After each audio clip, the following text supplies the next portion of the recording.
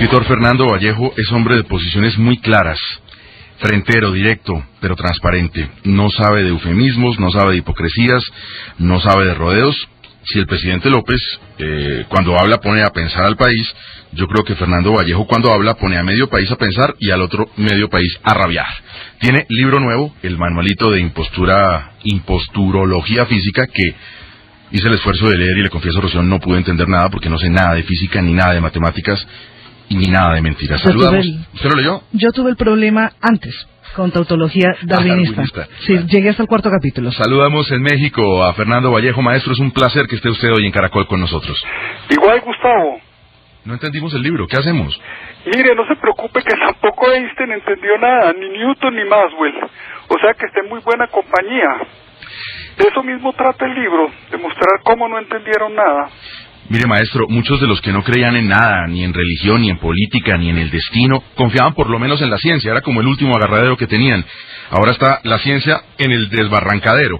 ¿En qué creemos entonces ahora? No, hay ciencias de ciencias. Una cosa es la biología y otra cosa es la física, son ciencias muy distintas.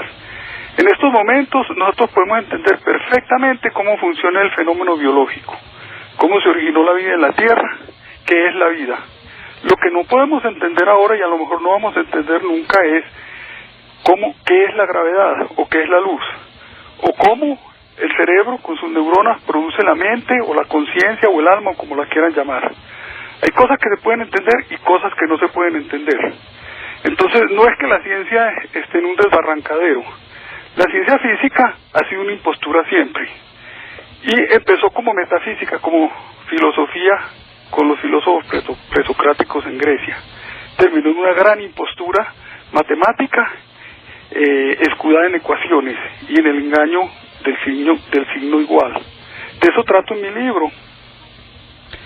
Entonces no se tiene por qué preocupar por no haber entendido que los que tratan de ahí, de los que trata mi libro, tampoco entendieron.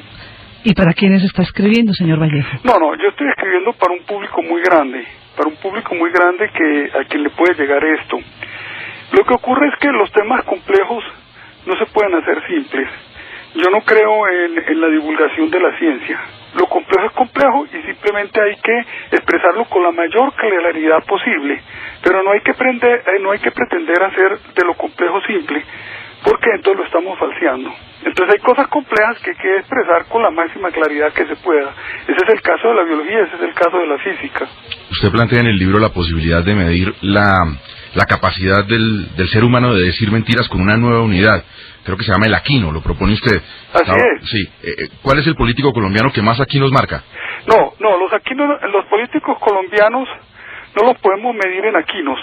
Los tenemos que medir en uribes. Esa unidad es la unidad de la bellaquería política y de la demagogia tartufa. Entonces, los políticos colombianos miden fracciones de uribes.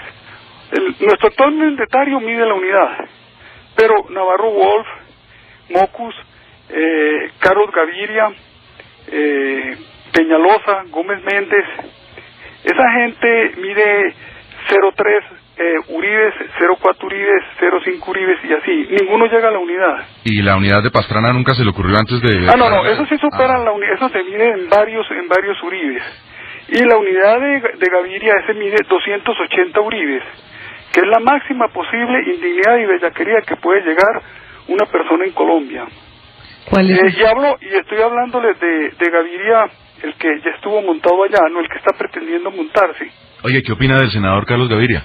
Es un leguleyo de los que estamos hasta el gorro y de los que nos han hundido, puesto que son los que han manejado a Colombia durante 200 años desde que nos separamos de España. Nos han hundido con una infinidad de leyes que lo único que han hecho es impedirnos respirar y que no se cumplen, porque Colombia es el país de la impunidad. La inmensa mayoría de los delitos en Colombia, ya lo sabemos, están impunes. ¿Para qué siguen dando leyes? Entonces dice muy mal de él que sea senador. Es senador pero con C, del que cena, en un país que cuando desayuna en buena parte no almuerza, y si almuerza no come o cena. Él es un senador, es uno más, es un leguleyo.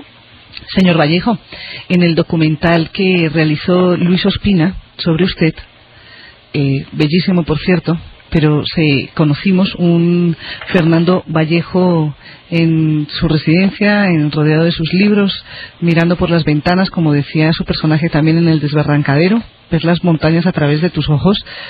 ¿Cómo se entera usted de tanta noticia y tiene tanta información para lanzar sus diatribas? Información sobre Colombia, dice usted. Sí, señor.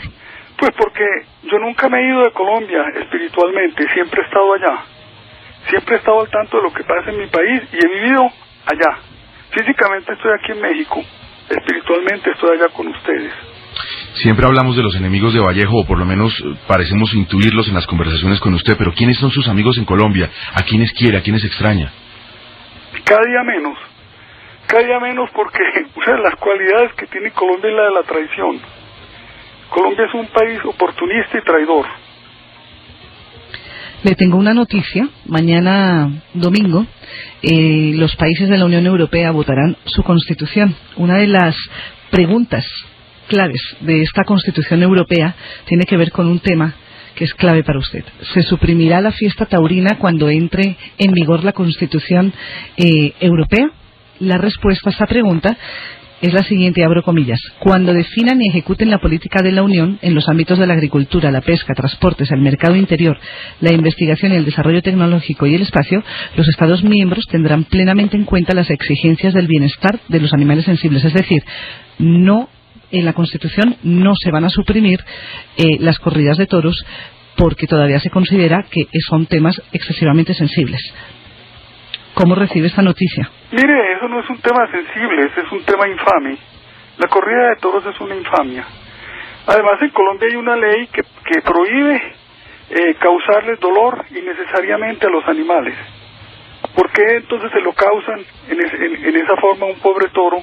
¿Y por qué degradan a miles de personas que están viendo ese espectáculo degradante? Esto es un problema. Las corridas de toros, usted sabe que solo existen en muy pocos países. En España ya va en retroceso, y va en retroceso desde hace varias décadas, reemplazada por el fútbol. Usted sabe que hay ciudades como Barcelona, donde ya se declararon libres de las corridas de toros, están prohibidas allá. Quedan países paisuchos, porque eso es lo que son estos países en donde existen todavía las corridas. Un paisucho como Colombia, otro paisucho como México, otro como Venezuela. No quedan en ningún otro lado más, en Perú. Eso es todo. Ahora, tenga usted presente que esto se da porque la religión cristiana ha permitido este atropello con los animales siempre. Durante 2000 años, esta religión nunca ha mirado por los animales. Entonces está alcahueteada por la religión de Cristo. La Constitución Europea, el problema en que está ahora es si incluye la palabra cristianos en ella o no, o si la excluye. Eso es lo grave. Yo pienso que la deben excluir, o van para atrás, van hacia la Edad Media, que vuelvan a montar las hogueras de la Inquisición.